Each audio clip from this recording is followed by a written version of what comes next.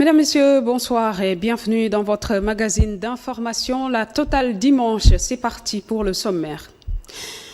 Dans Confraternellement ce soir, l'hôpital Aristide Le Dantec suspend ses activités pour une durée de 18 mois. Cette structure sanitaire située dans le centre-ville de la capitale Dakar a fermé ses portes le 15 août dernier. Elle sera reconstruite sur 3 hectares, ce qui aura un fort impact sur sa capacité d'accueil. Mais en attendant, certains de ses services ont été délocalisés dans d'autres structures sanitaires. Dakar sans l'hôpital Aristide Le Dantec, qu'en est-il de la continuité des soins une semaine après? Réponse à suivre tout de suite.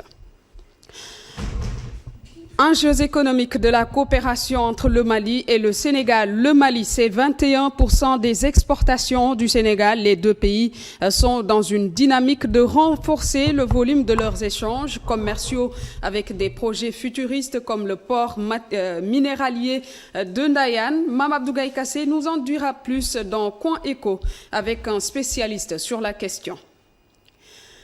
Et une dose de culture dans ce bouillon de la Totale. Boubacar Dian s'intéresse aujourd'hui à la solidarité sénégalaise, prétexte la multiplication des œuvres caritatives, parfois à coups de millions, via des cagnottes lancées sur le net, notamment.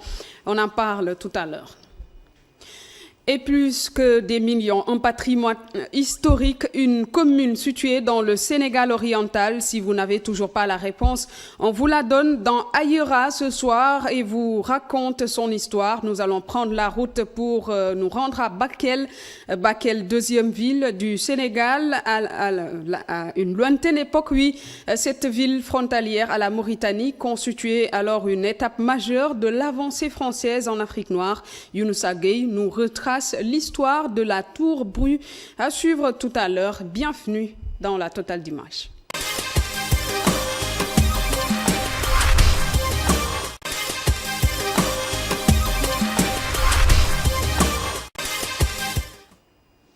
Bienvenue. L'hôpital Aristide Le Dantec a fermé ses portes ce 15 août dernier pour reconstruction. Les services sont déménagés ainsi que les malades et le personnel médical. Des hôpitaux comme Dalal Jamm ou Abass Ndao font partie des hôpitaux d'accueil. Sur place, oui, le plan de déménagement suit son cours. Il y a des services qui ont déjà démarré leurs activités. Par contre, il y en a d'autres qui prennent beaucoup plus de temps à cause des installations et réaménagements. Voyons tout cela avec Mam Seynabou Babou et Seydina Mbaye dans ce dossier.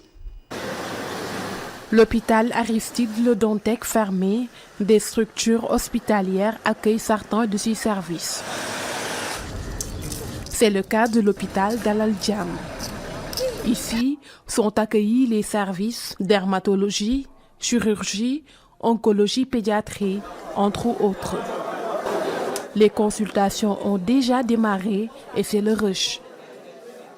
Le directeur de l'hôpital fait le point sur la situation. Il y en a pour qui les activités ont démarré dans cet hôpital. C'est le cas de l'oncopédiatrie, de la chimiothérapie pédiatrique, mais également de la dermatologie. Il y en a pour qui les équipements sont arrivés, mais ne sont pas encore installés. Il s'agit des laboratoires et également une partie de l'ophtalmologie. Donc les techniciens sont en train de s'affairer autour de ces équipements-là pour les installer et pour faire démarrer. C'est l'affluence à Dalal Jamm. Les malades viennent se faire consulter là où d'autres viennent pour prendre des rendez-vous. Déjà, vous l'avez constaté en oncopédiatrie, où les médecins sont là en train de s'affairer autour. Vous l'avez constaté également au niveau de l'unité de chimiothérapie pédiatrique, où les enfants sont entièrement pris en charge. Il y a également au niveau des consultations dermatologiques, là déjà, ils sont à 30 malades. Et il y a également que beaucoup de malades sont venus, dans le cadre des consultations en ambulatoire, sont venus prendre des rendez-vous pour être pris en charge. Après Dalal Jamm, cap sur l'hôpital Abass Ndao, où le laboratoire de la biologie moléculaire, la chirurgie pédiatrie sont parmi les services affectés. Maçons, peintres, électriciens sont à pied d'œuvre. Des bâtiments en construction pour ne pas avoir de problème d'espace. La continuité des services se fait timidement. Donc ce laboratoire est installé et opérationnel. Donc bien évidemment, la salle des machines fonctionne, donc leur activité n'est pas bloquée.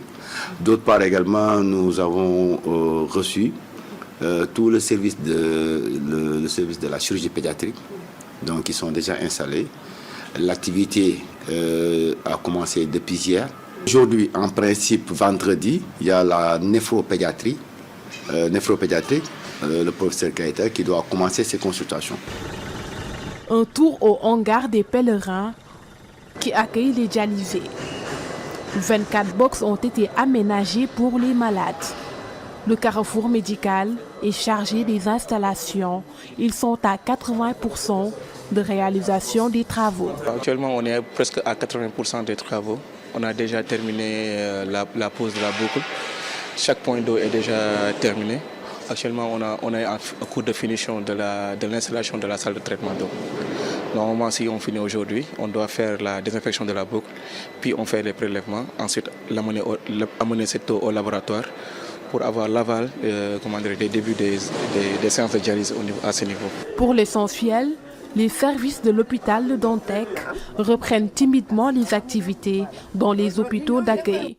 Les travaux et installations se poursuivent pour permettre aux autres services de démarrer.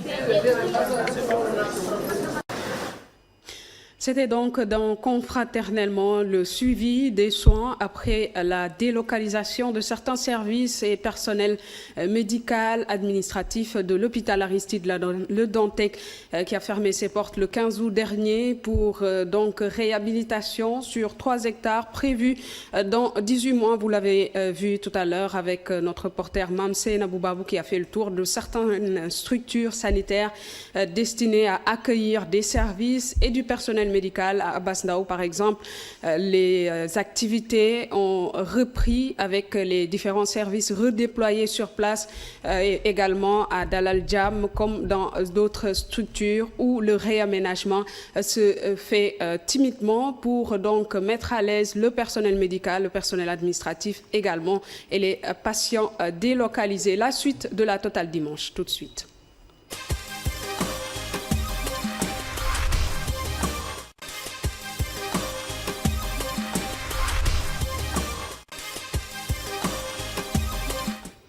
Je vous le disais tantôt dans Coin Éco ce soir, le partenariat entre le Sénégal et le Mali est historique à tout point de vue. Bamako est le premier partenaire économique et commercial de Dakar. L'écrasante majorité de ses importations passe par ici à travers les routes, mais également la mer avec le port autonome de Dakar. Le Mali, rappelons-le, c'est 21% des exportations du Sénégal. Les deux pays sont donc dans une dynamique de renforcer le volume de leurs échanges commerciaux avec des projets futuristes comme le port minéralier de Ndayane. Le sujet Coin Éco est réalisé aujourd'hui par Mam Abdougaï Kassé sur des images de Moussa Fall. On regarde. Le Sénégal et le Mali des frères siamois. Dakar constitue la façade atlantique de Bamako qui fait passer par le port et les routes l'essentiel de ses importations dans l'ordre de 43%. Ciment, matériaux de construction, denrées alimentaires, entre autres. Le Mali est le principal partenaire du Sénégal, en tout cas pour ce qui concerne les pays africains, parce que les 43% des exportations du Sénégal vers l'Afrique vont au Mali. Et si on prend globalement toutes les exportations du Sénégal, les 21% ou 22% vont au Mali. L'embargo qui avait été infligé au Mali par la CEDEAO asphyxiait aussi le Sénégal, dont il est le premier partenaire économique. Rien que les recettes d'exportation s'élèvent à près de 500 milliards de francs CFA par année. Pour ce qui concerne le Sénégal, beaucoup de gains peuvent être attendus parce que je disais tout à l'heure qu'à peu près 500 milliards presque de recettes d'exportation nous proviennent du Mali. Annuellement. Donc, si vous fermez les frontières par rapport à ce pays-là, ça peut avoir des conséquences. Ce chiffre pourrait largement augmenter avec les projets futuristes comme le port minéralier de Ndayane qui peut constituer une plaque tournante des échanges entre les deux pays. À titre d'illustration, 50% des recettes douanières du port autonome de Dakar proviennent des importations du Mali. Vous savez, déjà, le port actuel de Dakar fait presque 50% de ses recettes avec le Mali. Donc, c'est vrai qu'il y a un projet de port minéralier à Ndayan, qui est quand même un projet de grande envergure pour le Sénégal. Ce nouveau port va peut-être attirer beaucoup plus d'échanges vers le Sénégal et faciliter aussi les exportations du Sénégal, parce que nous devons aussi nous rappeler que le port autonome de Dakar actuel assure plus de 90% des recettes douanières du Sénégal. Le Sénégal a tout intérêt à accélérer les projets en cours, car pendant l'embargo, le Mali avait tissé des liens étroits avec la Mauritanie, la Guinée-Conakry et l'Algérie pour contourner les sanctions. D'ailleurs, le Mali s'était un peu rabattu sur la Mauritanie, sur la Guinée-Conakry et sur l'Algérie. Donc le Sénégal ne doit pas vraiment laisser ces pays-là reprendre le Mali, entre guillemets, parce que si ces pays proposent des offres plus alléchantes, ils peuvent quand même détourner une bonne partie du commerce que nous faisions avec. Afin de rendre beaucoup plus intéressant et attractif le volume de leurs échanges commerciaux, les deux pays gagneraient à renforcer les infrastructures routières, portuaires et harmoniser leur politique douanière et fiscale pour limiter au mieux les tracasseries au niveau des frontières.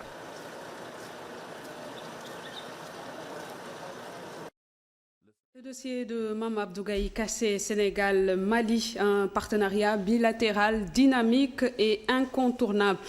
Pour en dire plus, Mame Abdou Gaye Kassé déjà sur le plateau avec son invité, le spécialiste des questions économiques, Mor Gassama. Mame Abdou, à vous.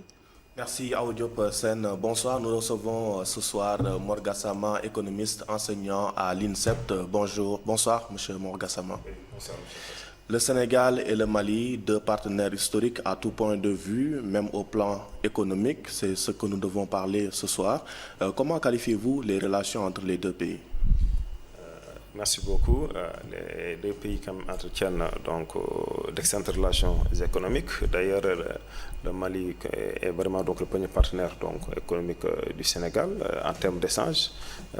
Pratiquement 50% ou voire 51% des exportations donc vont en direction donc du Mali, et que l'essentiel donc du corridor Dakar-Bamako également permet de créer en tout cas énormément d'emplois. Donc cela veut dire simplement que le Sénégal a tout intérêt à ce qu'il y ait de la stabilité donc au niveau du Mali. Alors, lorsque les militaires sont arrivés au pouvoir, la CEDEAO a infligé des sanctions extrêmement lourdes au Mali, qui est le premier partenaire commercial du Sénégal. Des sanctions qui ont également impacté directement, voire même indirectement, le Sénégal. Si vous devez analyser ce facteur, que diriez-vous? Moi, je pense que, je l'avais même dit ici il y a quelques mois de cela, que les gens sont très, très vite en besoin. Parce que d'habitude, la CEDEAO comme l'UEMOA ne procédait pas de cette façon. Autrement dit, souvent c'est d'abord de petites sanctions, ensuite on durcit les choses petit à petit, mais d'un seul coup, on atteint le plafond, alors que ça devait aller de manière donc progressive, donc graduellement. Ça veut dire simplement que j'ai l'impression qu'il y a quelqu'un, ou en tout cas une puissance qui se trouve derrière, parce que le Sénégal n'a aucun intérêt à ce qu'on sanctionne le Mali.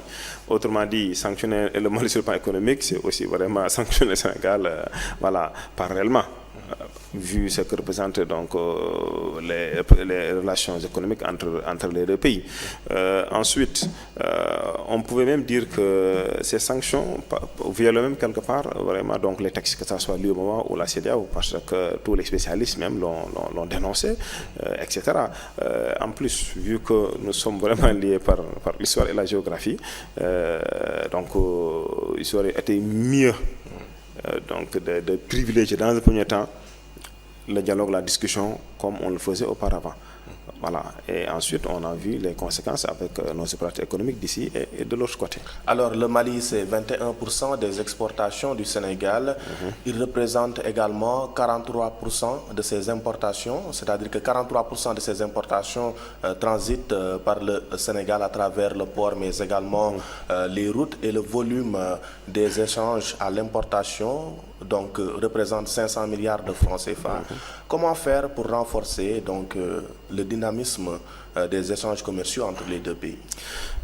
Moi, je pense après ce qui s'est passé depuis janvier, on a perdu quand même une bonne partie, en tout cas de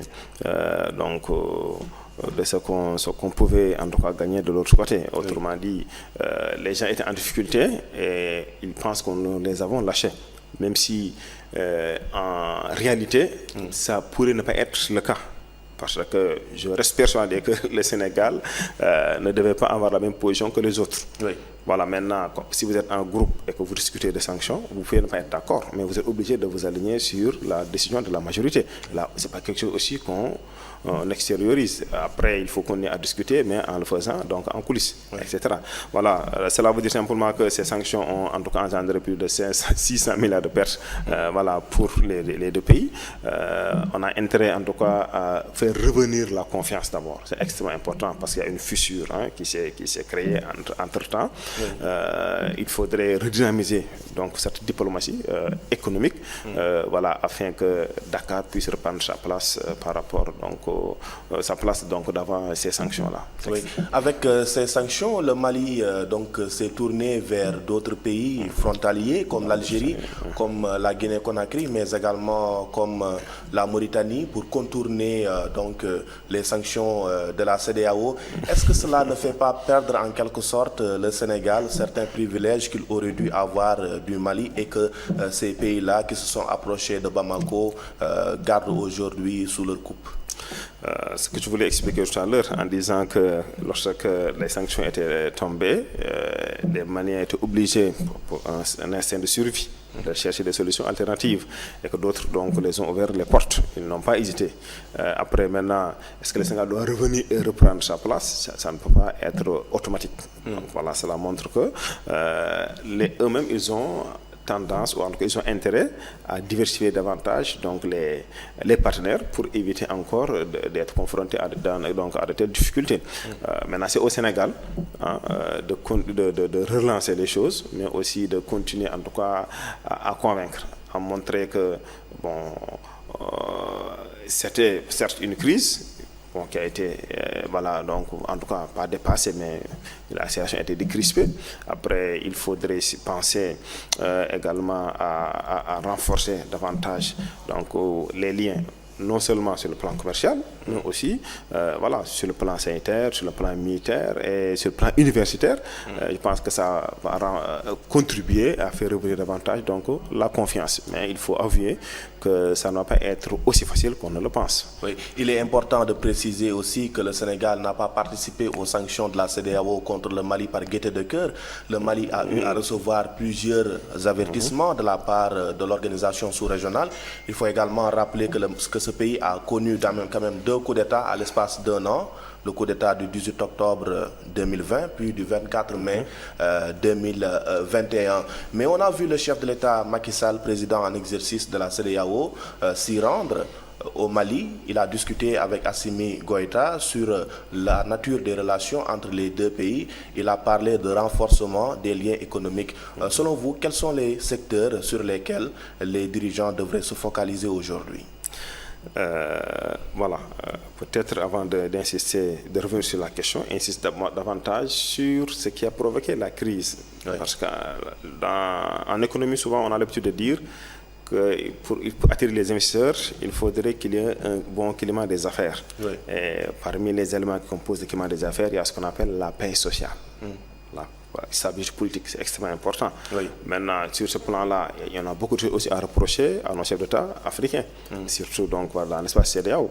Parce que si vous êtes en exercice, vous êtes en train de tripatouiller la Constitution, lorsque la CEDEAO prend des sanctions, vous évoquez toujours la notion d'ingérence, mais lorsqu'il y a coup d'État maintenant, vous faites recours à la CEDEAO.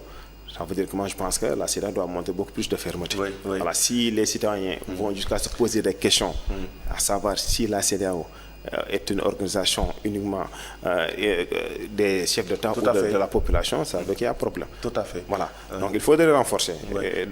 Ça, c'est un débat purement politique. Mais revenons-en à l'économie avec comment faire aujourd'hui pour renforcer les relations bilatérales entre les deux pays. Quels sont les secteurs sur lesquels les dirigeants devraient se focaliser?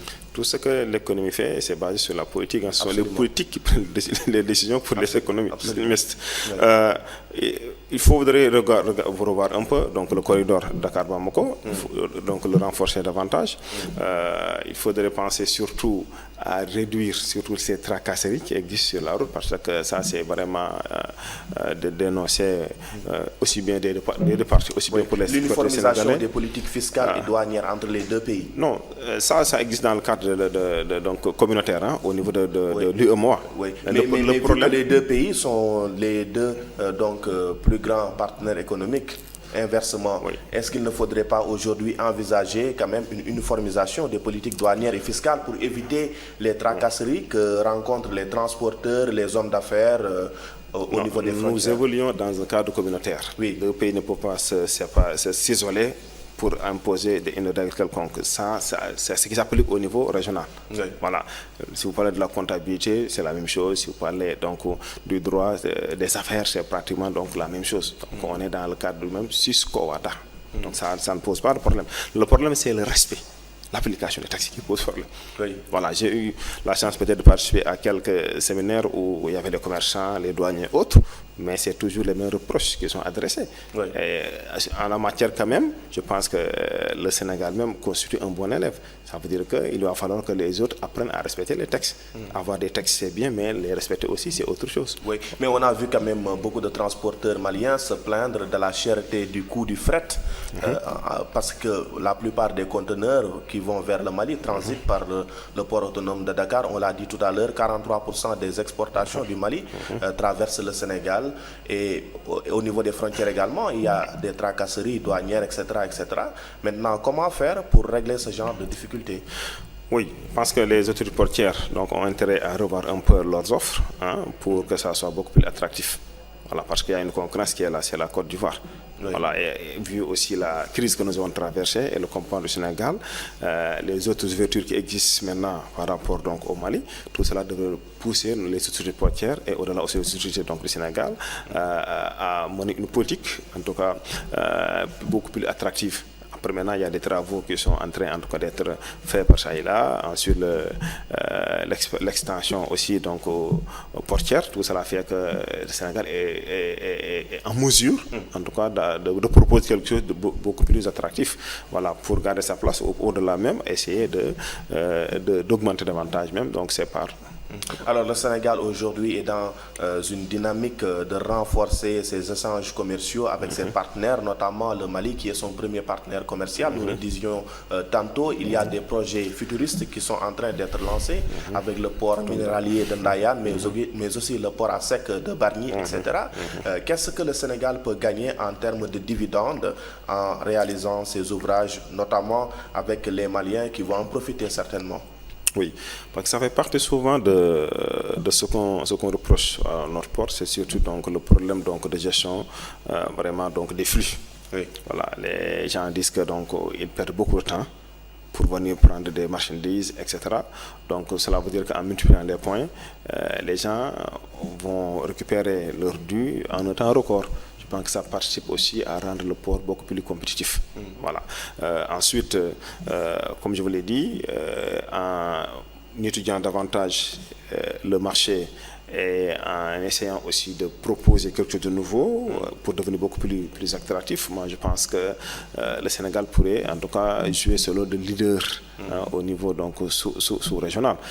Là, après, les autorités ont pris quand même des décisions très fortes en investissant davantage pour le futur, ce qui est extrêmement important. Après, maintenant, il va falloir accompagner en tout cas l'équipe dirigeante qui est au niveau du port pour en tout cas prendre les meilleures décisions possibles. Oui, 20 secondes très rapidement. Qu'est-ce que le port de Ndayane pourrait amener en termes de renfort dans la relation entre les deux pays au plan économique? Déjà, ça va augmenter davantage les capacités d'accueil. voilà, de transport. Et au-delà aussi, ça va permettre de gagner du temps. Parce qu'aujourd'hui, ce que les gens déplorent tout le temps, c'est le temps perdu. Lorsqu'ils viennent pour récupérer leur marchandise. Alors là, ça va quand même réduire drastiquement ce temps-là perdu, ce qui participe à améliorer la compétitivité donc, de Dakar. Mor Gassama, merci. Le temps qui nous est imparti est arrivé à son terme. Je rappelle que vous êtes économiste, enseignant à l'INSEPS. Donc nous entretenions sur la nature des relations entre le Sénégal et le Mali.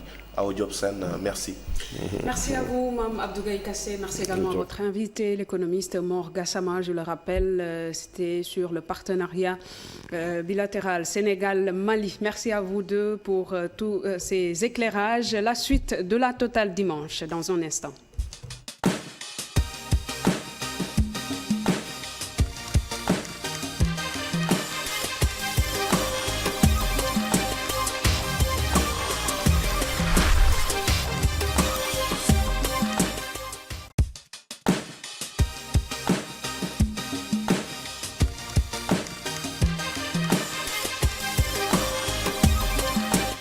Dans la rubrique environnement de ce magazine d'information, on s'intéresse aux déchets électroniques qui constituent toujours une véritable équation au Sénégal. Dans ce lot de déchets chez les réparateurs, on trouve notamment du matériel électronique et électroménager, par exemple des ordinateurs, les téléviseurs, des téléphones, ces objets qui finissent parfois à la poubelle et qui ne sont pas du tout sans conséquences, notamment sur l'environnement et sur la santé des populations. Conscient de ce danger, ce réparateur au marché Sandaga a accordé un entretien pour en savoir davantage sur le traitement de ces déchets électroniques. C'est un reportage d'Ami Diouf et de Suleiman Diallo.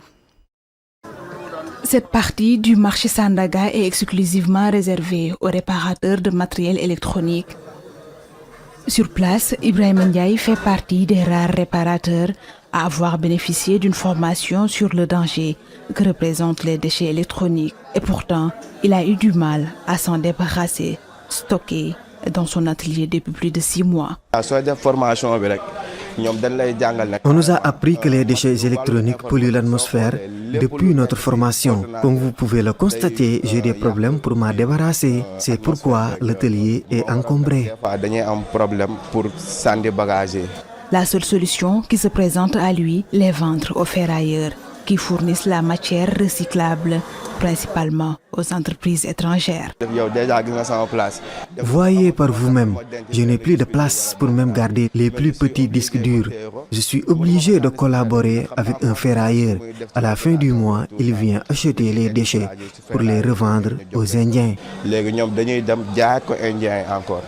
Malgré tout, Ibrahim se soucie du sort de cette quantité importante de déchets nocifs qui se retrouvent dans le marché. Il invite les autorités compétentes à un contrôle strict. Ce que j'ignore, c'est comment les ferrailleurs font avec le reste des déchets. Certainement, ils vont le jeter à la poubelle. C'est là où se situe le problème. Mais en réalité, le réparateur est plus préoccupé par son sort, car il le sait, le fait de côtoyer ces types de déchets n'est pas sans conséquences sanitaires. Je n'essaie même pas de les garder longtemps. Tout le monde sait que ces matériels dégagent des substances toxiques. Des fois, je ressens une odeur et une chaleur excessive venant des machines, même en période de fraîcheur. Malgré le danger et la menace, Ibrahim Ndiaye évite de jeter des déchets électroniques dans la nature, une attitude qui tranche avec le comportement de certains de ses collègues qui se soucient moins de l'environnement.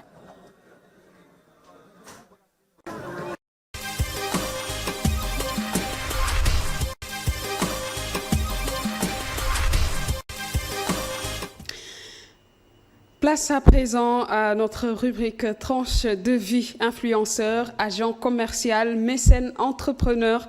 Les qualificatifs ne manquent pas. Batch Khan alias Batch Drizi s'est fait donc un nom dans le milieu des influenceurs sénégalais, à la différence des autres influenceurs qui utilisent la vidéo. Drizi s'est totalement démarqué en prenant la plume. À 31 ans, il devient l'un des influenceurs les plus célèbres au Sénégal. Sénégal. Suivons donc son portrait avec Alioune Sow et Séléman Diallo.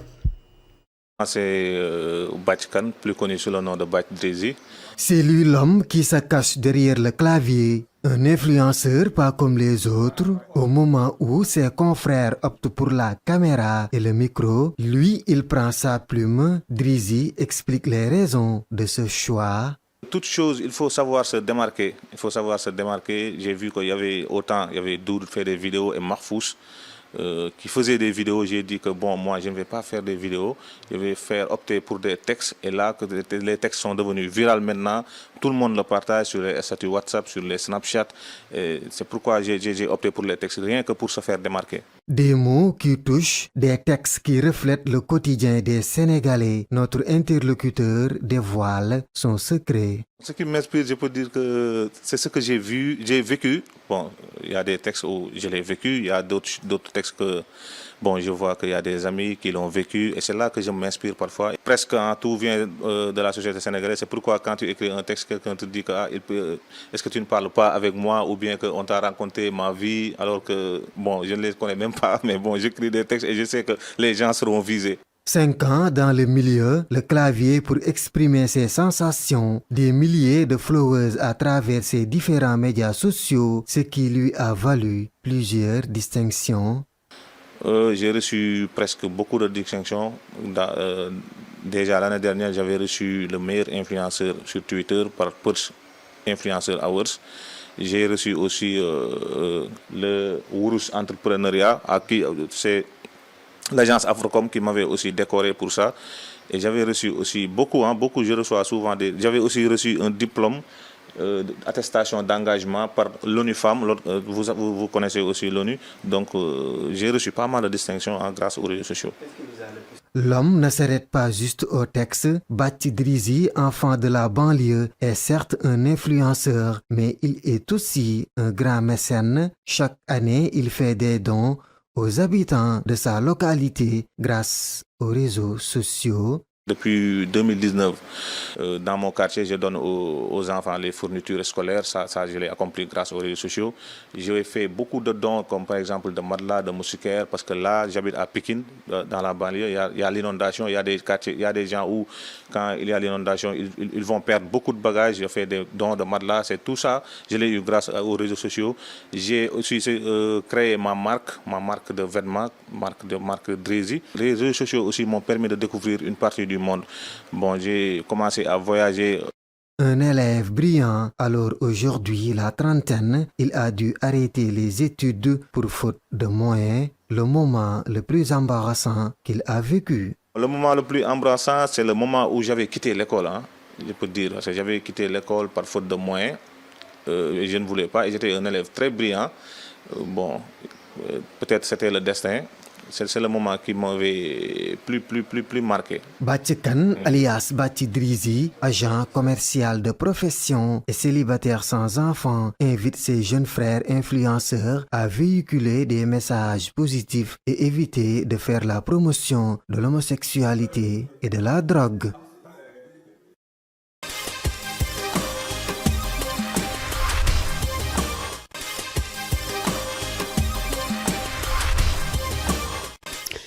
Et dans Ailleurs à ce soir, sur les traces du patrimoine historique de Bakel, je vous le disais tantôt, Bakel est à l'honneur dans notre rubrique Ailleurs à ce soir, deuxième ville du Sénégal à une lointaine époque. Cette ville frontalière de la Mauritanie constituait une étape majeure de l'avancée française en Afrique noire, et pour anéantir la force de résistance du marabout Mamadou Lamine Dramé, des tours furent installées dans toutes les zones stratégiques de Bakel, notamment à Modikane, un village soninké qui a accueilli le marabout. Projecteur sur l'histoire de la tour Bru avec Younoussa Gueye.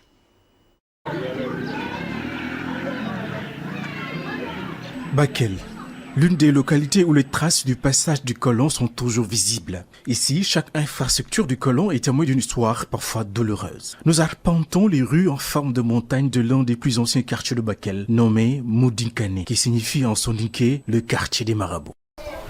Ce quartier est rempli d'histoire parce qu'étant un ancien village des marabouts, demeure aujourd'hui encore la cité des marabouts. Nous avons des Dramé, des Djahité, des Wan, des Kébé, qui sont les habitants de ce quartier. Ce quartier fut le fief de l'un des plus grands artisans de l'islamisation de cette contrée, El Hadj Mamadou Lamine Dramé.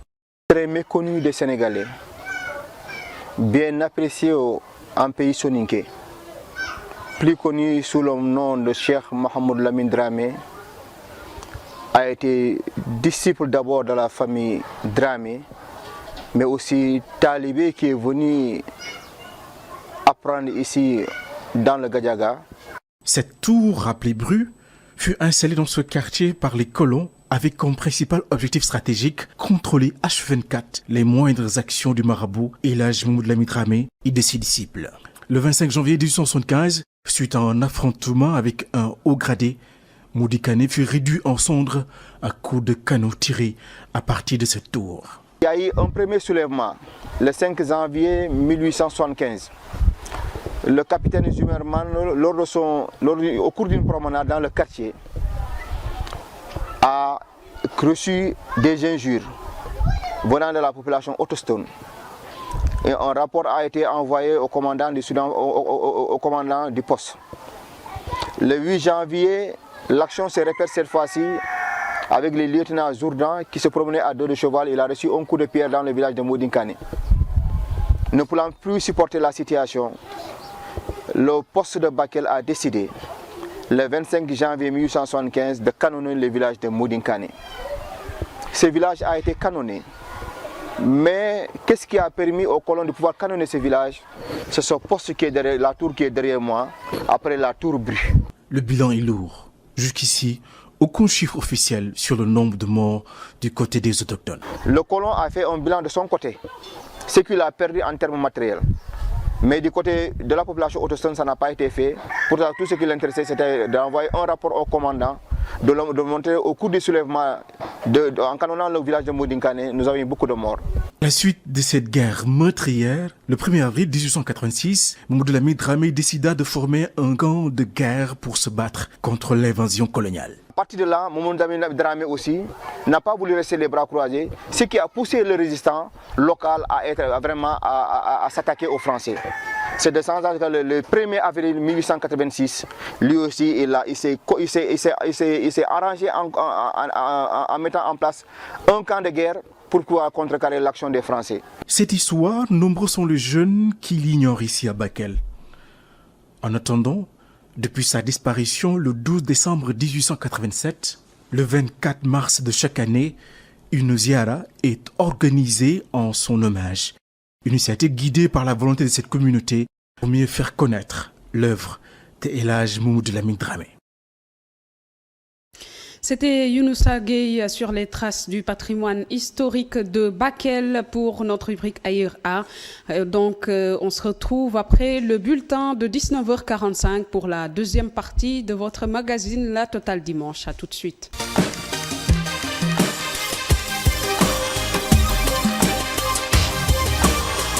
Bonsoir, on se retrouve donc pour la deuxième partie de votre magazine La Totale Dimanche pour parler de la solidarité à la sénégalaise. Au menu de ce bouillon culture ce soir, la parole aux Sénégalais pour faire le point après beaucoup de polémiques dernièrement. D'aucuns soutiennent que c'est une tradition bien de chez nous, mais toujours est-il que d'autres estiment que cette solidarité commence à perdre de sa valeur. C'est un sujet réalisé par Boubacar Dia.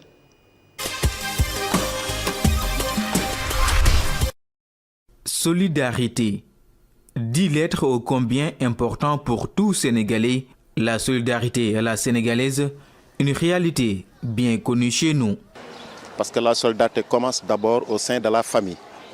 Dans la famille, dans le quartier, et ensuite mu nekk quelque chose de national. Sénégal de moom solidarité moom du fi jóg teraanga moom lu yàgg la Sénégal daa jiitu sunu juddu moo war lu fi du dañ quoi Sénégal lu mu jalgati teraanga fii lañ ko fekk te fii lañ koy bàyyi sunuy maam yi ñooñ ko soxal xam nga dem bàyyi ñu fi kon loolu mënu fee dañ quoi waaw loolu daal day sax moom day sax day jëm kanam. Comme tout cycle naturel, cette solidarité sénégalaise semble atteindre ses limites selon ses citoyens. Si tu entres dans une famille, par exemple, chacun est dans sa chambre avec sa famille, devant sa télévision. Personne ne se soucie plus de personne. Et à partir de là-bas, on peut dire que vraiment, il n'y a plus de solidarité dans ce pays, quoi. Il n'y a plus de solidarité dans ce pays. Parce que vu ce qui se passe sur l'Internet et autres, même dans les chaînes de télévision, hein, dans les plateaux de télévision, on invite des gens qui manquent de respect à tout le monde. Parce que les jamono ji ni mën naa ne kenn jàppalatu kenn quoi yow aussi tamit Sénégal daa nekk toll na réew mi moo toll foo xamante ni métti na métti boo xamante ni amaana ñu doon def yenn ni te yàlla rek tax yenn ni duñu si duggati quoi parce que réew mi mooy doxee noonu jamono ji c'est que àdduna bi moo changé facette mën naa la ko wax quoi jamono ji moo changé facette quoi. Cette solidarité a donné naissance à des associations d'œuvres caritatives, des organisations qui se sont fixées comme mission d'aider leurs prochains. Mais toujours est-il que certains aléas rendent la tâche difficile.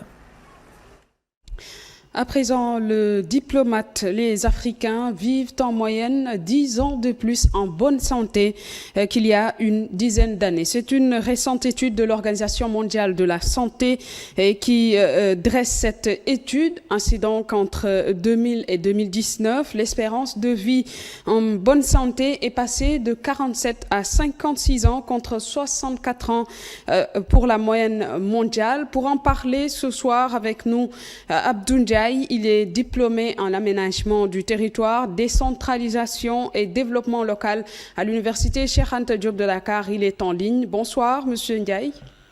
Bonsoir, Madame. Alors, on en parle, les Africains vivent en moyenne 10 ans de plus en bonne santé. C'est ce qui ressort donc de cette étude de l'Organisation mondiale de la santé, je le disais tantôt. Alors, qu'est-ce qui pourrait expliquer une telle augmentation de l'espérance de vie dans le vieux continent africain? Bon, écoutez, l'espérance de vie bondit de près de 10 ans en Afrique. C'est le constat qui a été fait par une organisation onusienne. Mais il faut comprendre que de 2000 à 2019, l'espérance de vie en bonne santé, c'est-à-dire le nombre d'années pendant lesquelles un individu est en bon état de santé, a différencié de l'espérance de vie globale, est passé de 47 à 56 ans contre 64 ans pour la moyenne mondiale. Maintenant, il faut comprendre qu'il y a des raisons qui ont été touchées lors de la COVID-19. Et cela aussi, c'est des gains importants. L'Organisation mondiale de la santé a aussi expliqué une telle augmentation de cette espérance de vie. Maintenant, il faut comprendre que la couverture sanitaire passe de 46% en 2019 contre 24% en 2000. Donc, il y a une augmentation. Donc, pour le continent africain, il faut comprendre que aussi le Sénégal est en bonne position. Et si tel est le cas, c'est parce que tout simplement, le système sanitaire a évolué. Il y a une bonne alimentation aussi, la pauvreté aussi a évolué de façon positive. Et donc, il y a des efforts qui ont été faits par les autorités, les décideurs politiques en charge de la santé. Et il y a aussi l'augmentation de la couverture maladie parmi les politiques du Sénégal, le PSE. Le PSE aussi parmi les programmes du PSE. Il y a aussi l'accès à la santé. Donc, l'IDH aussi, l'indice de développement humain, prend en compte ce qu'on appelle les questions de santé. Et que le Sénégal aussi a pu aussi augmenter son budget par rapport à la question sanitaire. Et si vous prenez certains pays de l'Afrique aussi, ils n'ont pas pu régler la question sanitaire. Autrement dit, leur budget est en deçà de 50%. Ils n'ont pas respecté cette injonction de l'organisation onusienne, faire en sorte que le budget soit évolué au minimum au moins 50%. Voilà, donc avant d'avancer encore sur le sujet, qu'est-ce qui sont ces éléments clés qui définissent ou ces éléments sur lesquels on peut se baser pour définir l'espérance de vie en bonne santé dans un pays? Bon, écoutez, il y a plusieurs éléments. Parce que quand on parle de l'espérance de vie, en fait, c'est le nombre d'années qu'une personne espérait vivre. Et souvent, les femmes vivent plus que les hommes. Donc, mais il y a beaucoup d'éléments qu'on va prendre en compte, tels que l'alimentation, tels que la santé, les infrastructures de base. Ça, ce sont des éléments qu'on va prendre en compte pour au moins dire que dans quel pays l'espérance de vie est telle. par rapport à tel. Donc ça, c'est des indicateurs de développement aussi. Il faut comprendre que cette espérance de vie fait partie aussi, c'est les éléments clés. Par exemple, si on prend l'indice de développement humain, l'espérance de vie est un élément de l'indice de développement humain. Et l'indice de développement humain est un indicateur de développement. Parce qu'au début, on parle de PIB et selon les démographes, on parle de PIB, PNB, mais actuellement, pour mesurer le développement d'un pays, on parle de l'indice de développement humain. Maintenant, l'espérance de vie est un élément important de l'IDH, l'indice de développement humain. Plus on va atteindre 1%, plus le pays est développé. Si on est en deçà de 0,5%, c'est-à-dire on est dans les pays pauvres, les pays endettés. Voilà, aujourd'hui, pour revenir un peu sur ce rapport-là, comme c'est souligné sur cette étude, pourquoi, par ailleurs, vit-on plus de 10 ans de plus au Sénégal qu'en Côte d'Ivoire, où l'espérance de vie ne dépasse pas 57 ans, comme en Somalie et au Sud-Soudan? Est-ce alors que les défaillances du plateau sanitaire, comme vous l'avez souligné tantôt au Sénégal, est-ce que c'est le même cas de figure que dans d'autres pays du continent africain? Non, bon, écoutez, donc à partir du moment où effectivement ces pays-là n'ont pas pu régler ces questions sanitaires, ensuite il y a des crises post-électorales, ça c'est des facteurs aussi qui influencent, qui vont influencer sur la commodité, ensuite la vulnérabilité des personnes. Donc, de ce point de vue, si nous prenons l'exemple de ces pays-là, Côte d'Ivoire, certes, est un pays, c'est un géant économique, mais un géant au pied d'argile. Certainement, ces pays-là devraient, normalement, on devait espérer plus que le Sénégal, parce qu'économiquement, la Côte d'Ivoire est un pays quand même qui pèse du point de vue des échanges mondiaux. Mais si aujourd'hui le Sénégal, du point de vue de l'espérance de vie, dépassé, c'est parce que simplement, il y a beaucoup d'efforts qui ont été faits sur le plan sanitaire. Ensuite, il y a des politiques publiques par rapport à la santé, des politiques publiques sanitaires. Et ensuite, il y a l'amélioration quand même du plateau technique. Et que vous avez vu que dans pas mal de villes, de communes, comment on appelle ça encore, de localités du Sénégal, il y a des infrastructures sanitaires qui ont été installées. Ensuite, il y a des plateaux techniques des hôpitaux de niveau 1 qui sont devenus des hôpitaux de niveau 2. Ensuite, il y a les partenaires techniques de développement qui à mon avis, accordent plus d'aura pour le Sénégal parce que c'est un pays aussi qui présente une certaine stabilité, que ce soit, et surtout politique. Donc, il n'y a pas de tension comparée à la Côte d'Ivoire où récemment il y avait des tensions post-électorales.